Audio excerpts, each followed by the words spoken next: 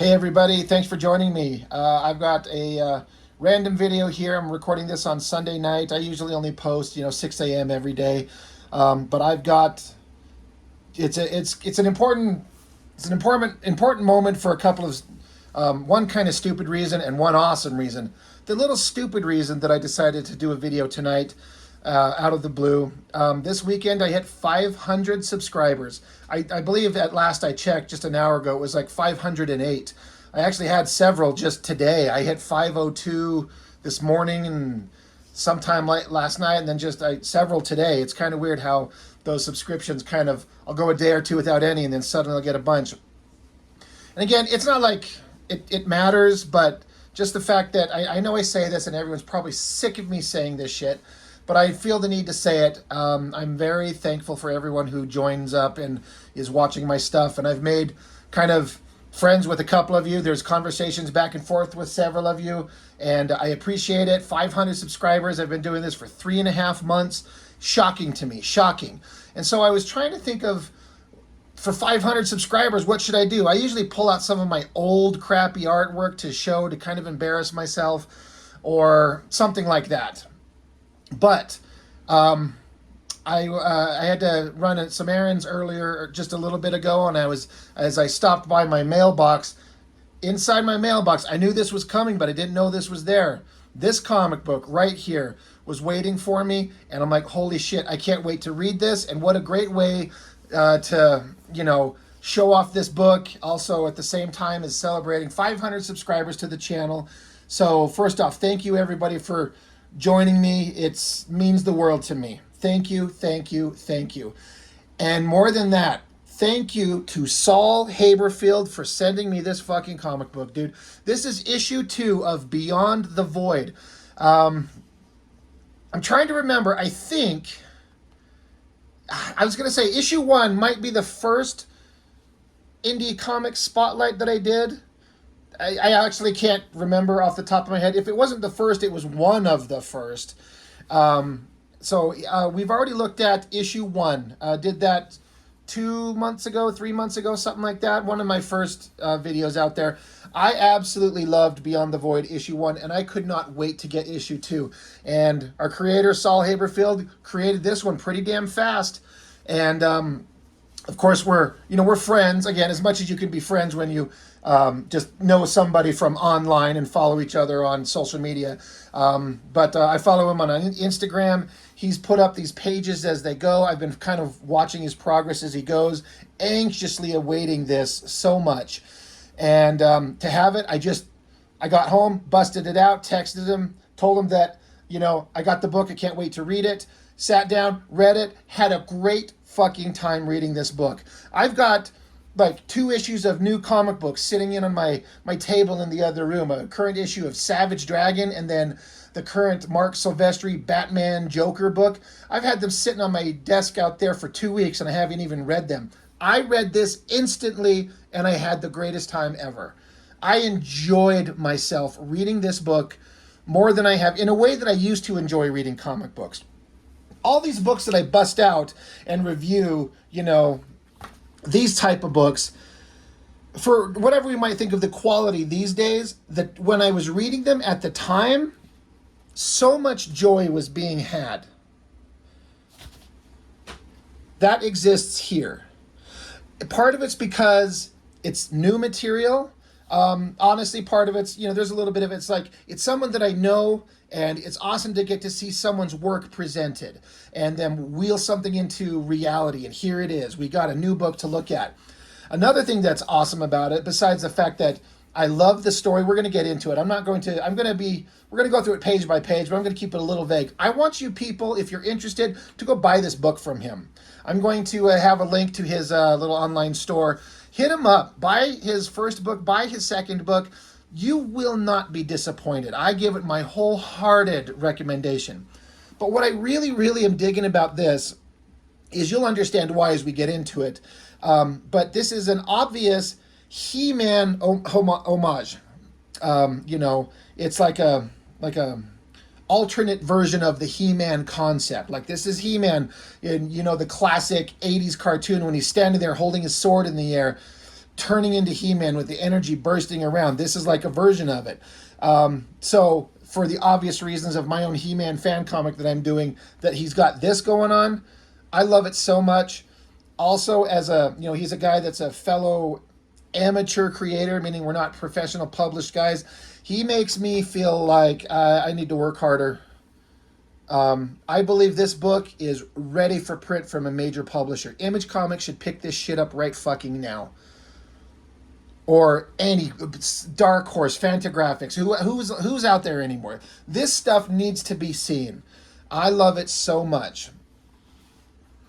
So, and another thing that's super important to point out, Saul Haberfield here, he does everything. Writes it, story, art, coloring, lettering. There's nothing in here that he did not have his personal hands on. Now, I do the same thing with mine, but I do not color. I can't color. I have no idea. I have no concept of color theory. And my books that I print, I've chosen to make books. I've shown them. Hold on, I gotta grab one. Like, here is, this is my book, but I make big, thick, graphic novel-ish type things. And this is more of like a traditional, like, I didn't count the pages, but 20 page, 22 page, something like that. I don't know exactly, but it's a traditional comic book size thing, So it's a lot smaller. Even if I knew how to color 80 to 90 pages, I would never get done. So besides the fact I can't color, I could skip that process, but I choose to once a year, because that's how long these things take me to make, put out a big, thick-ass book. I'm not saying that as like it's better to do it that way, but Saul here, he's producing, like he's writing, drawing, inking, and coloring everything on his own. And this one he produced in like 2-3 months, I believe. He talks about it in the back of the book. We'll get into it. But anyway, just as an emphasis to show that he does everything. So it starts out with just some awesome landscape shots, getting closer, see animal creatures, zooming in closer and closer to this tower in the distance. Love it. And I mentioned this before on his color choices on book 1. It's a very interesting color palette that to me is very pleasing to the eye, and I would never choose it because I would never think to do this. I don't know what I would do, but I don't think I would ever choose to do this, and that's why I can't color, because I love it, and I would never think to do this. He knows what he's doing.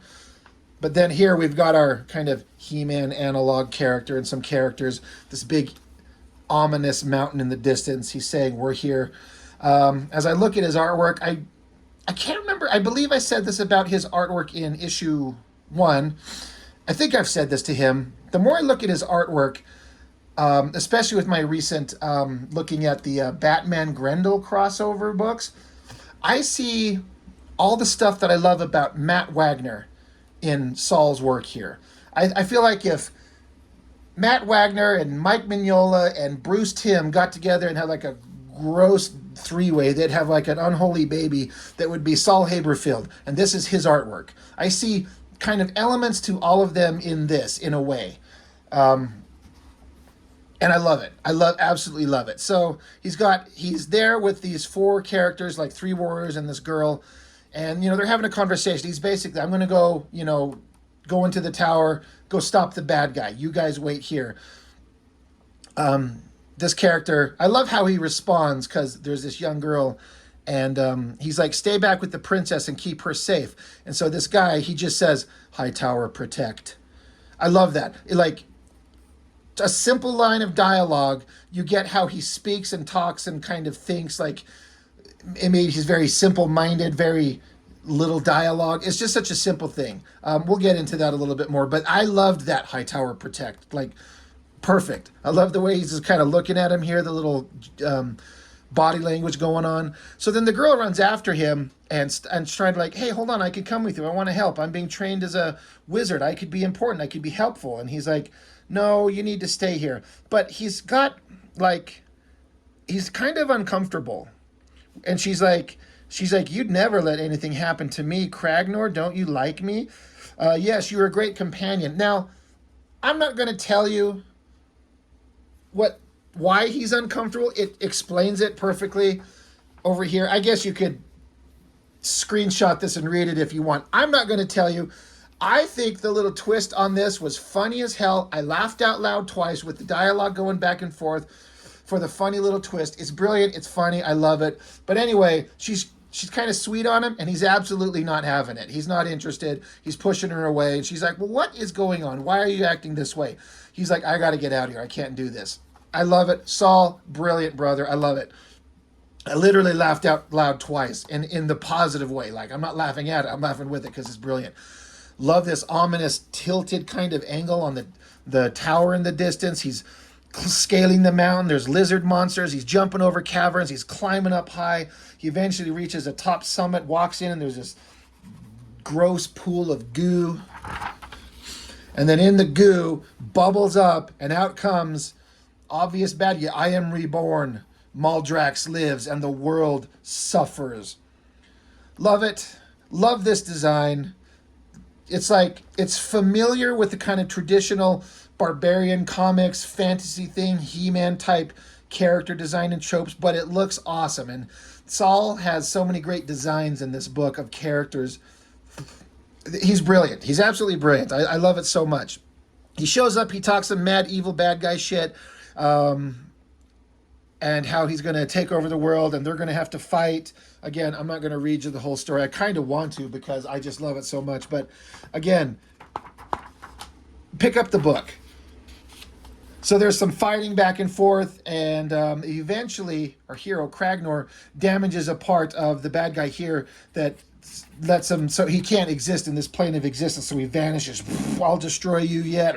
Love the lettering. Another thing that I've kind of become aware of in recent years is the importance of interesting lettering, which I can't do. I guess I could train myself to do stuff by hand that looks awesome like this, and I don't. I've just barely learned lettering with basic computer programs, and so my lettering is boring as hell, but his is great. Anyway, bad guy disappears, but this is where it suddenly connects to issue 1, because issue 1 was not in this world of Kragnor.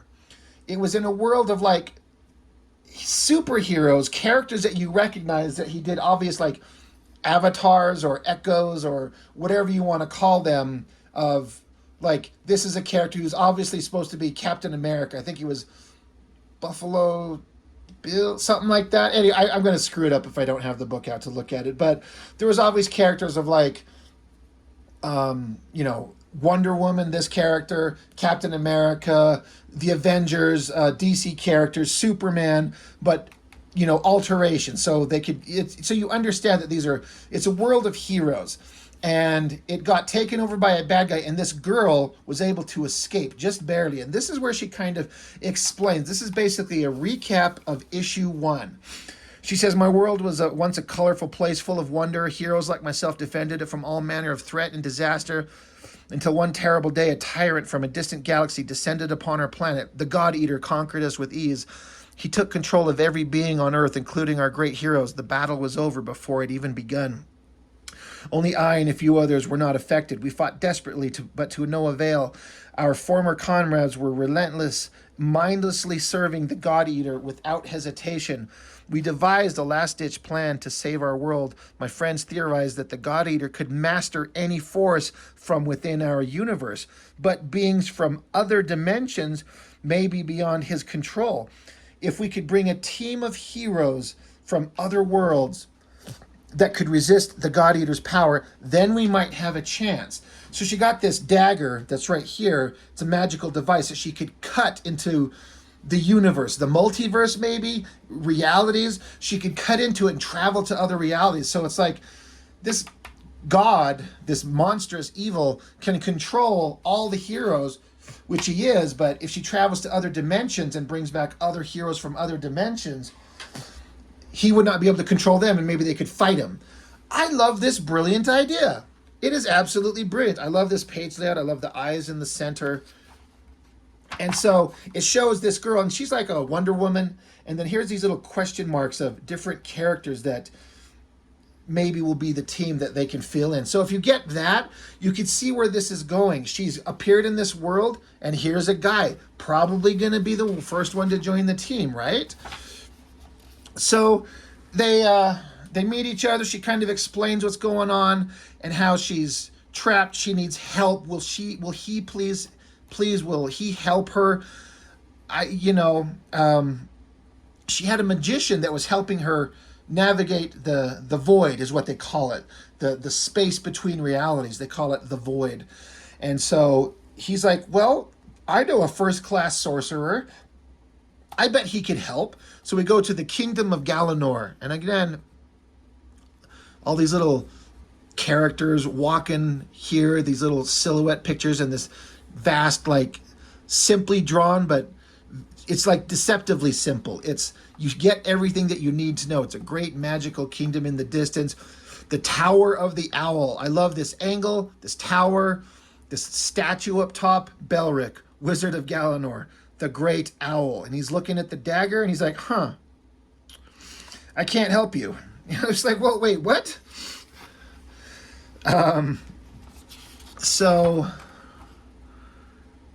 Sorry, I had some other thought. Anyway, she's like, there must be something you can do. He's like, I can't, but this thing is just oozing dark magic. I can't help you.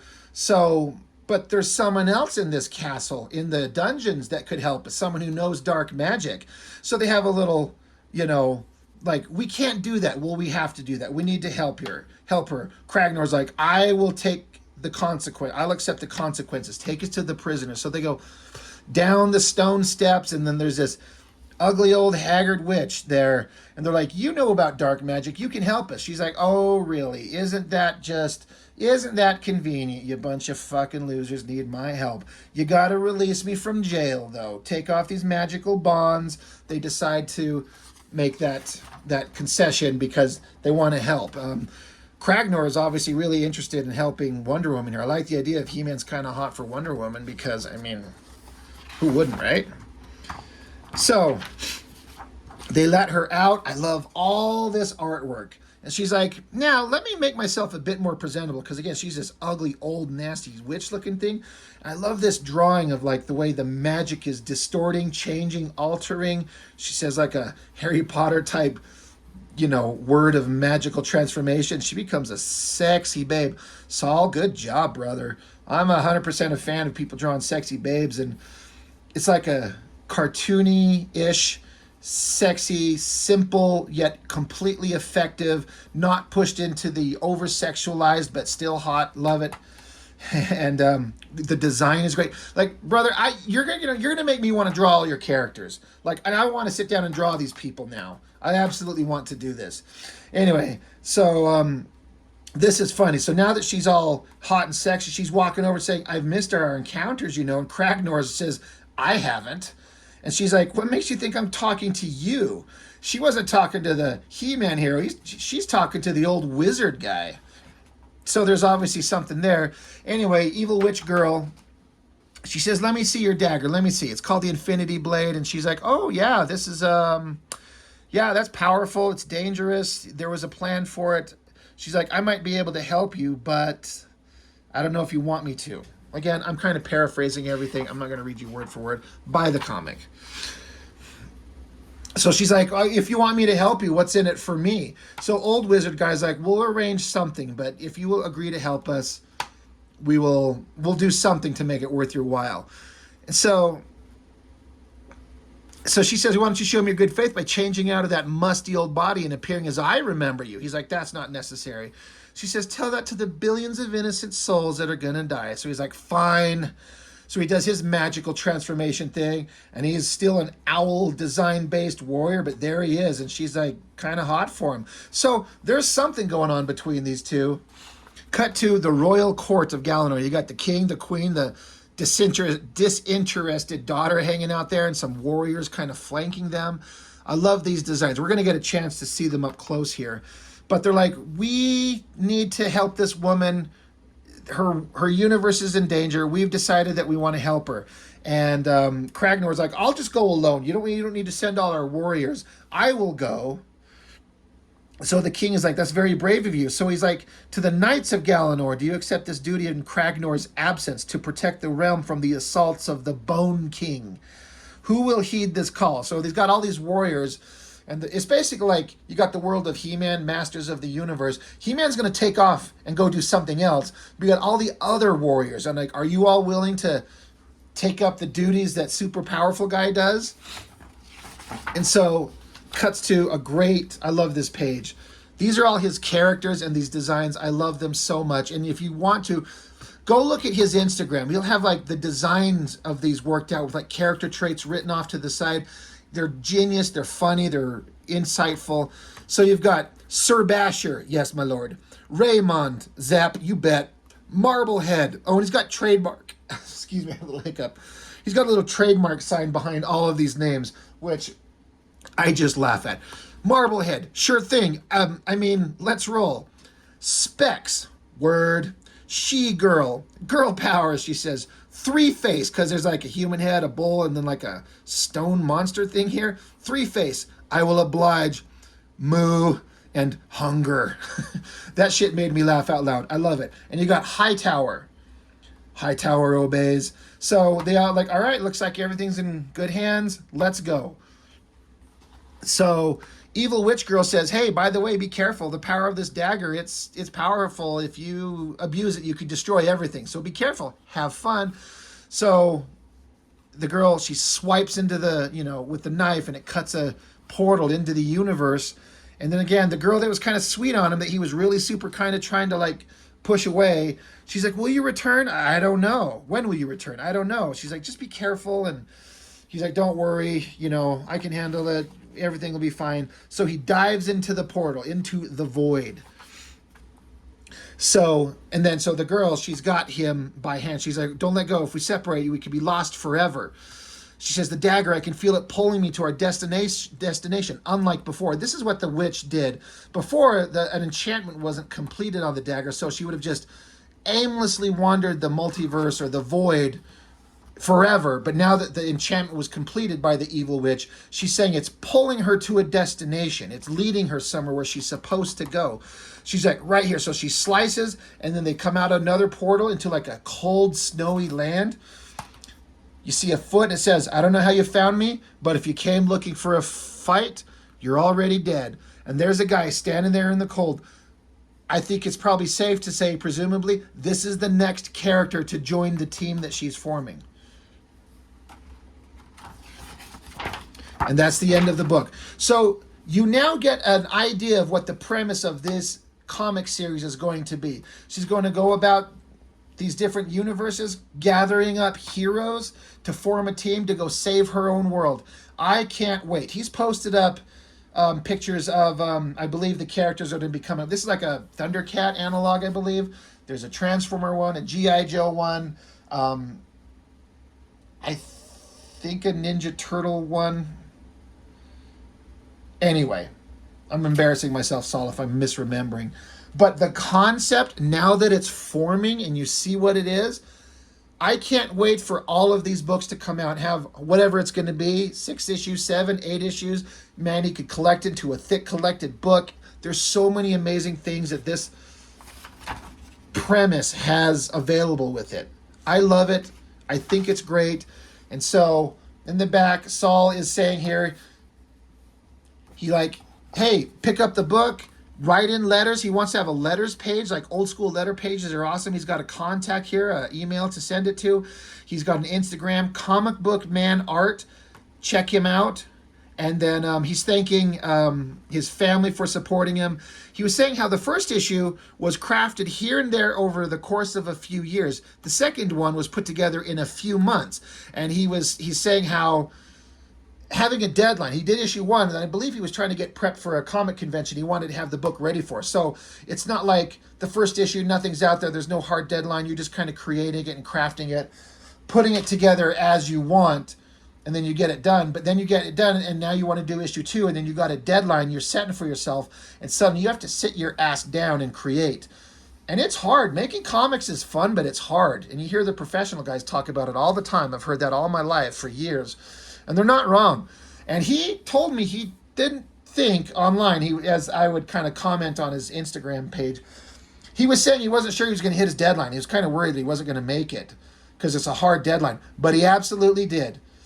He dedicated himself, willed it into reality, and he created a book that I have enjoyed more than any modern comic book that I've picked up in years. And I'm not saying that just because I know him. I am dead serious. The concept is brilliant. They say there's nothing new, right? So it's just taking something that, it's easier to take something apart than it is to put it back together, right? You could take any concept and shred it apart and look at the individual pieces, but then to take all these individual pieces and put them back together, take all these various concepts from comic books, like traditional superheroes and villains and 80s cartoons, and take all these things and then assemble them back together into a thing that works. It's a big time, important, hard thing to do, and it's fantastic when you pull it off. And he absolutely did. I would love this even if I didn't know him, because of the He-Man thing, the whimsical, awesome, beautiful artwork that's, again, a Matt Wagner kind of Bruce Timm kind of vibe. It's simple, it's beautiful, people, I believe, you look at this shit. This is just as good as anything that you would pick up in any comic book, in my opinion. Like, if I flip open a comic book right here, and if you're looking at this as a comic book, it's just as professional as could be made. So is this. And this reads 1,000 times better than any of this donkey piss. And he makes me feel like I need to work harder on my own stuff. This is just kind of ironic. There's him doing his cover, and then me kind of doing my actual He-Man homage right there.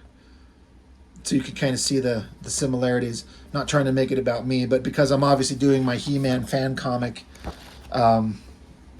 this is specifically interesting to me. Anyway, I'm just going on and on. I can't say enough good things about it. I had so much fun reading this, and if you're a fan of comics and you want something new, I'll have the link. Hit him up. Find him, talk to him. At minimum, go follow his Instagram page. Go see what he's got. Check out his artwork. Do that, and then, maybe buy a copy of his book. This is issue 2, so you can, I assume Saul's still got copies of 1 and 2. It's something that you can be supporting an independent creator, but you also get a product that you will like. It's fun. It's great. I cannot wait for more. Saul, you need to be producing these on a monthly basis, brother, because I want them. Of course, we don't always get what we want, but I believe you that you will complete it, and we will get it eventually. And I'm here to support you, brother, because I love it. Anyway, enough of my yapping. I'm just going on and on. Leave some comments in here. Don't tell me what you think about it. Tell Saul what you think about this book.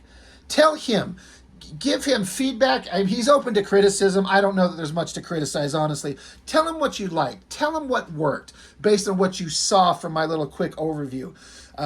Give him some support. Give him some conversation.